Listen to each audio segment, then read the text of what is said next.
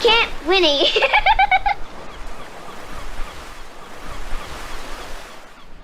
Well guys, welcome back and welcome to Cooktown. We've just arrived and we're starting to prep up for our trip to the tip, Cape York. Happy Father's Day to any dads out there on this very beautiful Sunday, or by the time you watch this video, what you did do for Father's Day. I've had a great one. My girls wrote some lovely words and a nice card for me, and yeah, where else would I want to be on Father's Day than travelling this beautiful country in a motorhome? So being in Cooktown, I was dying to know why it was called Cooktown. Anyway, hit us up, Luce. Why? Cooktown and Mount Cook were named after Captain Cook. He apparently struck the Great Barrier Reef out from Cape Tribulation, and he sort of limped up the coast until he arrived here. In the Endeavour. In the Endeavour, and this is where he repaired his ship, so this is why Cooktown was named after him. So you were saying he beached the Endeavour in 1770 right over our shoulder here to make those repairs after he hit that reef. Correct, that's it. I love this stuff, hey. Nice. Big Cookie. Nice. I know you hate me calling him Cookie. But all right, guys, hang with us. We're going to refuel, head north. It'll be still 10 degrees, 8 degrees at night down in Sydney at the moment. It is so hot already. It's so flipping hot here, oh my gosh. It's hot. It's that hot that I feel like a sizzling piece of bacon in a frying pan. And I think the worst thing is it's going to get hotter. Yeah, it will. All right, see you shortly. We'd just like to get to the tip. Woohoo! Hello, young lady. Hello. Can you fill her up on the best motion lotion you have, also known as fuel, and fill her up on Bowser 4. No worries, And can you clean the windscreen? Yeah, I'll do that first, mate. Because we're about to hit the outback and all that, you know. You need a nice clean windscreen.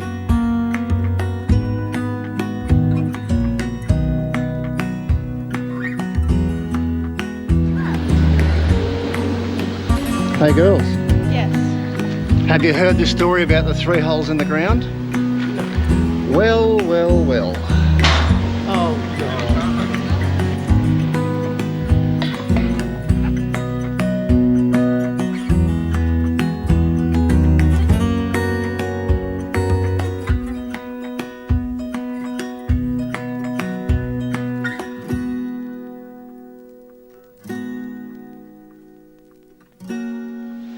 Well, the time has come, guys. We've got to air down our tyres from 110 PSI to 50.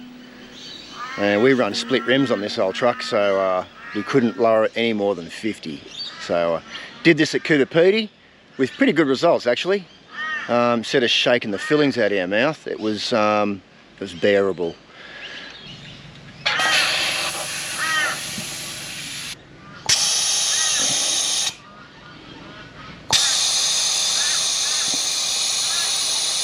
Alright, so I've aired down all 6 tyres. The girls are in the motorhome putting everything that's glass and anything fragile off the shelves and wrapped up in clothing, stuffed under pillows, under our mattress. Anything that can vibrate, loose, smash, break, crack has been dealt with. I've got to say, a bit nervous. We pulled in here yesterday to this campground and there was a group of guys there, almost grey nomad style of guys. They were on the way down, and as soon as we got out of our truck they said, well, not taking that thing to the tip, are you? Oh yeah, we're here and we're taking the motorhome to the tip. So I went and spoke to them later, and the roads are probably rougher than what I anticipated. So girls, if this all goes to plan, I will be immensely proud of that achievement. If this goes horribly wrong, then I'm very, very sorry.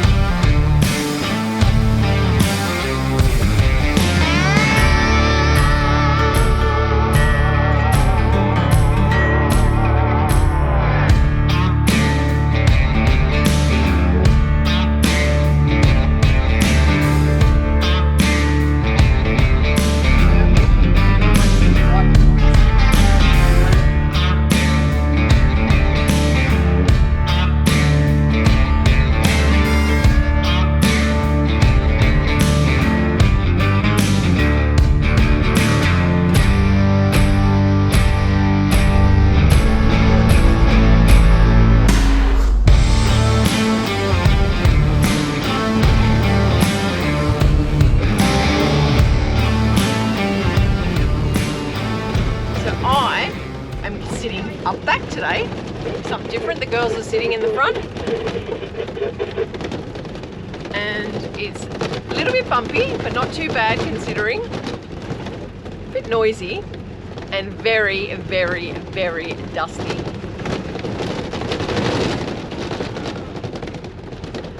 Doesn't bother this one though. Sound asleep.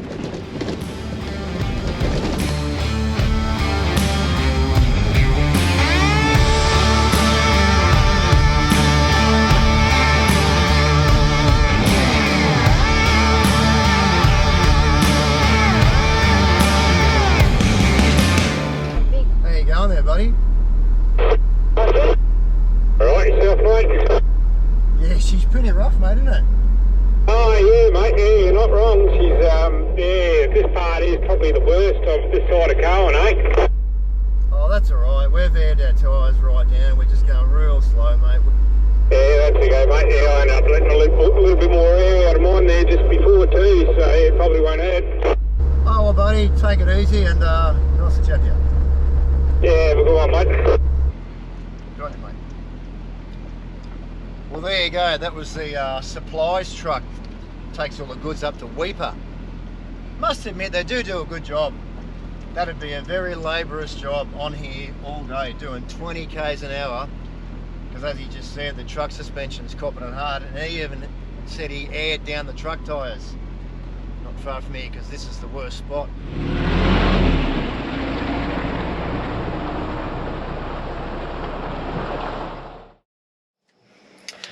So a good friend of ours caught a massive Spanish mackerel, and tonight we're actually eating it, and I'm actually very excited to make the beer batter that it's going to go in. So I'll show you how I do it.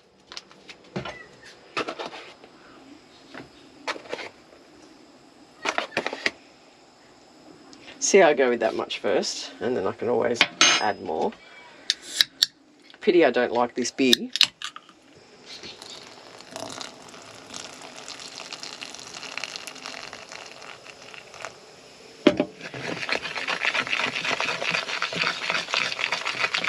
That looks perfect. Yeah. I think we did a pretty good job straight off the bat, don't you reckon? Yeah. See how that goes? Yeah. Put it in. Let's give it a whirl. Get the excess off.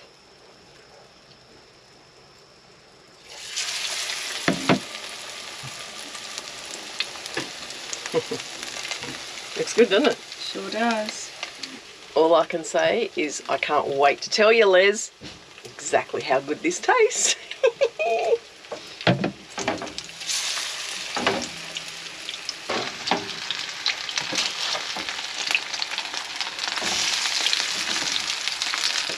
Thoughts? It looks absolutely delicious. I cannot wait to try it. It looks like a real fish and chip shop. Only better. Yeah. Let me get some of this. Whoa, it's hot. It's really good though. What do you think, guys? Absolutely beautiful. I don't believe I've had Spanish mackerel before, but it's delicious. Especially Really because nice. it's so fresh. It was a massive fish yesterday swimming in the ocean, and today here it is on our plate, beer battered Spanish mackerel. Doesn't get any better than this, does it? Beautiful, mate. Thank you. This is awesome.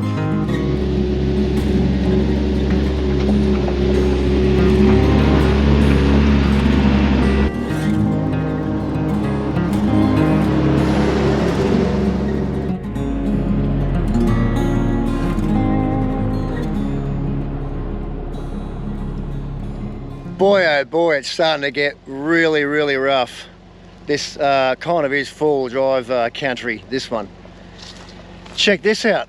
Someone will not be recharging their batteries. We've seen chunks of people's cars, number plate covers, mud flaps, solar panels, tyres, burnt out cars. It's almost like a wrecking yard.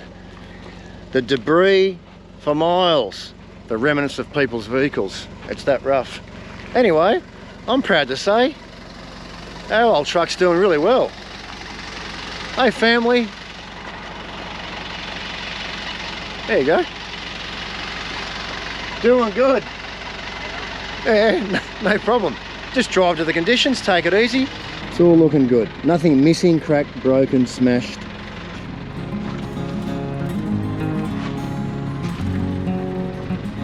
I reckon that's looking pretty damn good.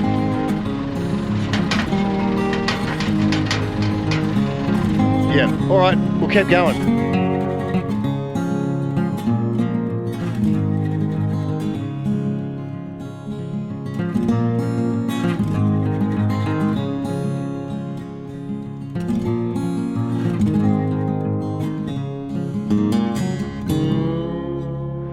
Well, we just stopped to fuel up at the old Musgrave Telegraph station. You're going to hear the word telegraph line or telegraph station a fair bit from here on in up to the tip.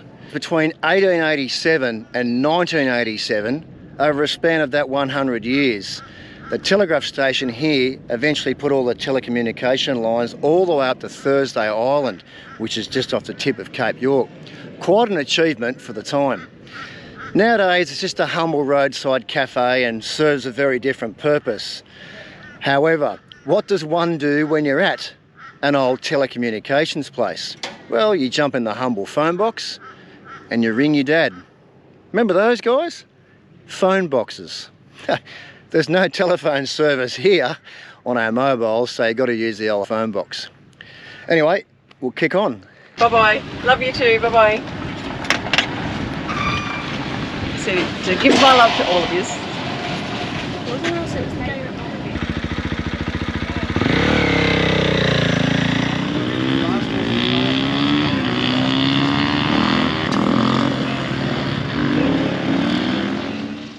So we're prepping to head north this morning, and I'm told we probably won't need four-wheel drive, which is a good thing because we only have a two-wheel drive.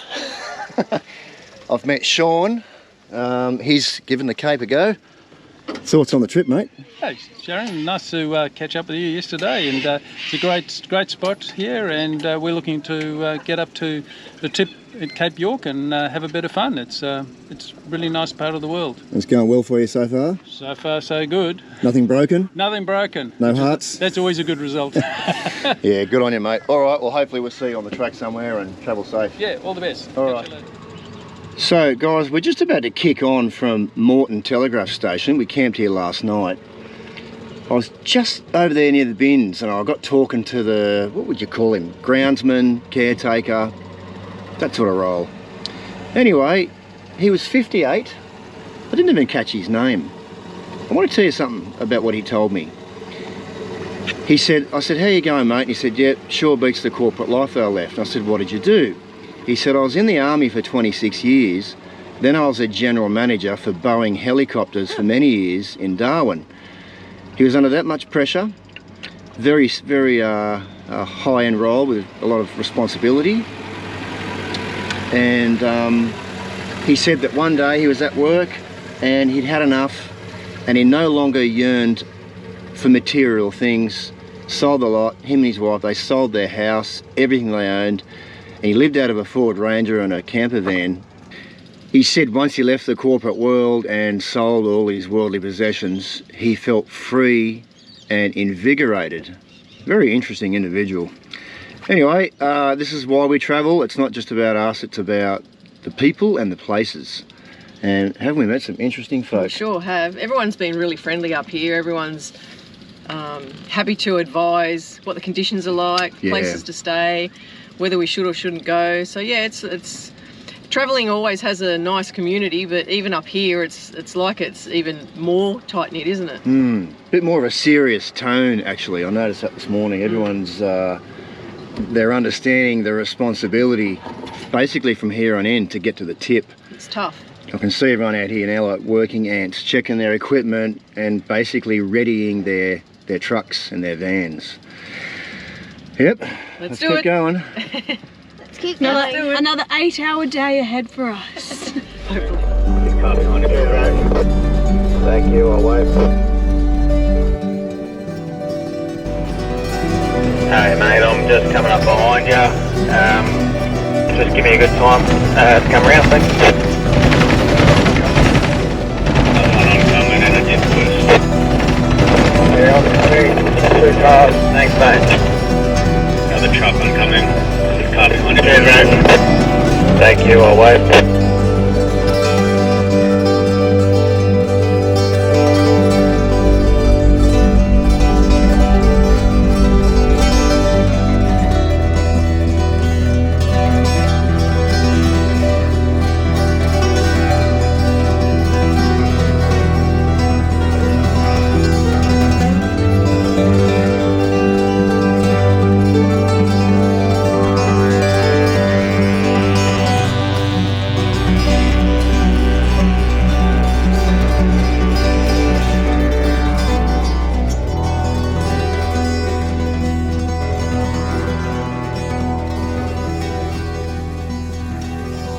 Roadhouse. How much is the fuel here, Shen? $2.90 a litre. We expected that though. Yeah. I knew it'd be hitting $3 a litre around there. And what do you do? That's it. What do you actually do if it's $4 a litre? You pay it. You still buy it, don't you? Have to.